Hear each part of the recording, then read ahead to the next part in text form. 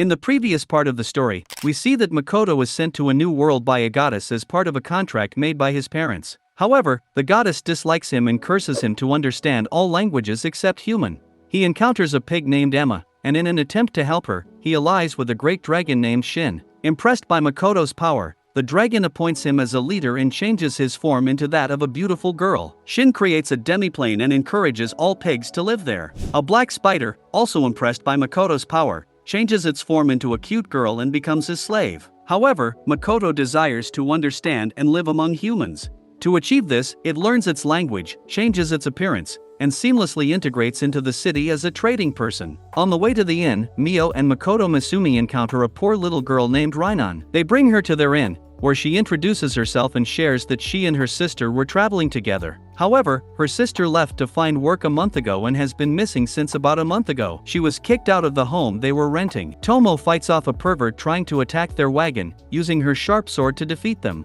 When one attempts to escape, Tomo takes them to Makoto Misumi, who is surprised to discover it's a girl. He scolds Tomo for not checking the gender earlier. Rainan arrives, and Makoto provides her with food and a bed. Rainan gives Makoto Misumi a sketch of her missing sister and thanks him before leaving. Despite Mio and Tomo's reluctance, Makoto Misumi orders them to find Rainan's sister. Makoto examines the sketch and thinks she resembles a girl named Hasegawa. Tomo reveals to Mio that Makoto has no friends or acquaintances in this world. Mio asks how Tomo knows, and she admits to peering into Makoto's memories with her power. Mio also wants to know more about Makoto, but Tomo refuses to tell more. Makoto and Rainan go for a trading exchange, and Rainan recalls her sister's advice to go to Tsukuyomi alone. Her sister needed to work to pay off a debt, and Rainan ran away when she found a person who stopped her. Meanwhile, Mio uses her power to help Rainan's faint sister, who has a tragic backstory of losing her family's treasured short sword. Mio and Tomo rescue Rainan's sister from stronger adventurers Mills Ace. When Makoto returns to his inn, Rainan rushes home to retrieve something she forgot. She informs a person about Makoto and mentions selling some strange fruit and getting 500 gold. The person suggests stealing the gold to pay off her sister's debt, and reluctantly, Rainan agrees. Mills Ace invites Mio and Tomo to join his team, criticizing them for aligning with the level 1 idiot rich kid, but they refuse and engage in a fight. Despite Ace being the strongest in Zetsuya, Mio and Tomo manage to hurt them and save Rainan. Arguments between Mio and Tomo arise about who brutalized more people, resulting in the town being left in a bad situation. Rainan reunites with her sister, thanking Makoto Misumi and his companions. Makoto instructs Mio to produce spider silk and make Mio and Tomo disappear into the sky because they leave the town in terrible form. They all move to the next town, Saige. They stopped at a base where no one believed the town of Zetsuya was destroyed, as a horde of terrifying monsters laid waste to the town. The townsfolk managed to escape, but there are no traces left of the town. Makoto Misumi mentioned they are registered as adventurers in Zetsuya,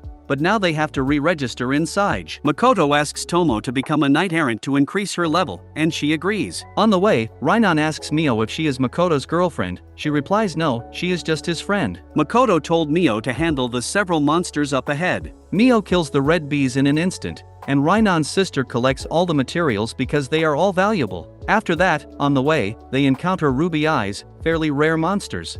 Mio refuses to handle these monsters because all people demand to be undamaged. Makoto kills all ruby-eyed monsters one by one. Upon reaching their destination, Rainan's sister gives the rarest material to Makoto, and he invites them for a meal to celebrate the end of their journey. They agree and exchange contact cards. They meet at a butcher shop at night, a standard choice. Makoto eats the food and enjoys it a lot. A girl named Louisa comes close to Makoto and asks what he will do with the ruby eyes, use them on weapons or equipment. He replies that there was a job at the guild, and he plans to use them for that. Another girl named Ranina was impressed by his power and wanted an arm wrestle with him. He agrees, but unfortunately, she loses. After a good dinner, Makoto goes to get material from the wagon because he hears a rumor that bad things happen to people who accepted a job for the Rembrandt Trading Company. At night, they decide to go back to the demiplane. Tomorrow morning, they go to the demiplane, and he asks about the situation of every species. He comes to know that the lake will be settling in the mountains, orcs and mist lizards are assisting them,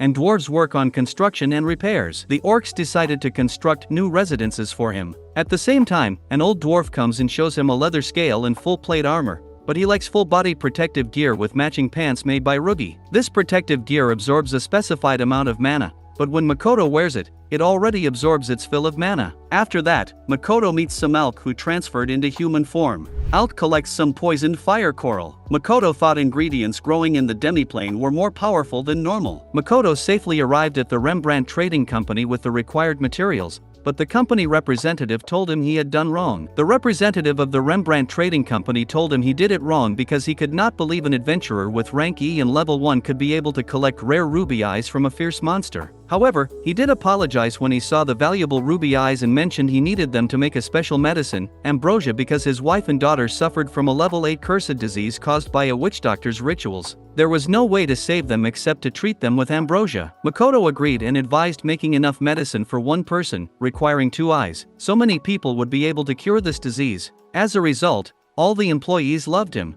Makoto came to know he had to pass 2 tests to join the Merchants Guild. One of them was a writing test, and the other one was a practical test. For the writing test, he could review the guild's manual for the content covered, and for the practical test, he had to procure supplies. He bought a manual copy and, after seeing it for a minute, asked to conduct a test right away. The test began, and he easily solved all the questions in half of the time, leaving the examiner frustrated and shocked. The examiner moved on to the second test. Masumi Makoto was asked to collect a ride crystal maze from Forma, Illuminatics, and a Howl Fong or material of equal value to the guild within 3 days and reach level 50. Makoto gave him red bee's eye antennae and scythe ant fangs, mentioning that he got them from a party of adventurers as a thank you for letting them ride in his wagon. He passed the exam with full marks and became happy. On the other hand, Tomo brought crabs into the demiplane and ate them because she saw people eating crabs in Makoto's memories. Tomo became angry to know that Mio was viewing Makoto's memories, but Emma told her Mio was just translating Makoto's memories one after another.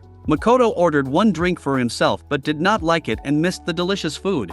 He thought of making fame and starting a business by trading demiplane goods. However, it became challenging to sell to someone who did not know the values of the items. So, he decided to invite adventurers to wander into the demiplane and send them back with a few things, making trading easier for him. At the same time, he moved to the memory vault because something was wrong with Mio.